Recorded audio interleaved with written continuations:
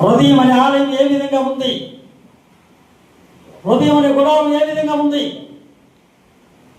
హృదయం అనే చెట్టు ఏ విధంగా ఉంది, హృదయం అనే బీరో ఏ విధంగా ఉంది, మన హృదయంలో ఎవరుంటున్నారు?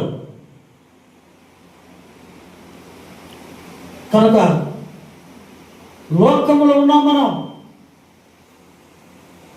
లోకం మనలో ఉండకూడదు. భూలోకంలో ఉన్నాం మనం.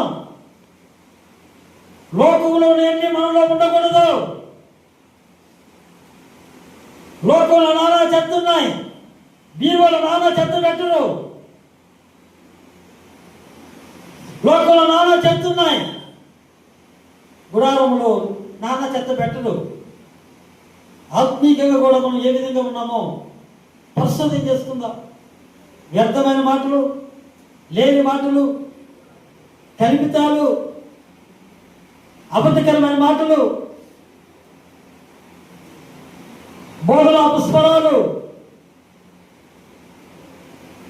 మనం ఎలాంటి మాటలు మాట్లాడుతున్నాం, తోటి సేవకుల దగ్గర ఏ విధంగా ఉంటున్నాం. ఇదే అనుకూలమైన సమయం. ఈ అనుకూలమైన సమయంలో సరి చేసుకుందాం. ఏమైనా లోటుపాటు ఉంటే సరి చేసుకుందాం, తీసివేసుకుందాం.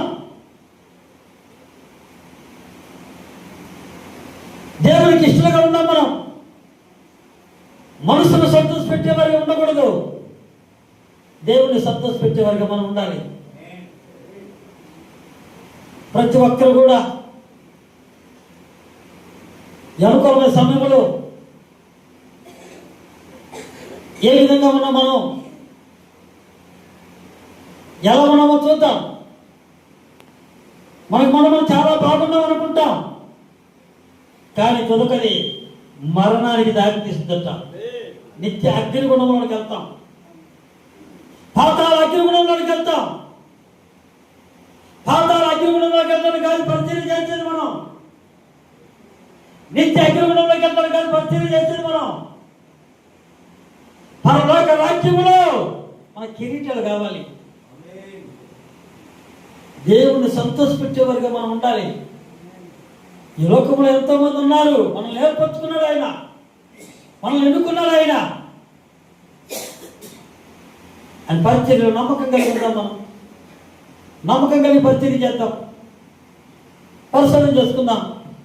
ఈ 2025లో ఏ విధంగా ఉన్నామో 2026లో మార్పు రావాలి.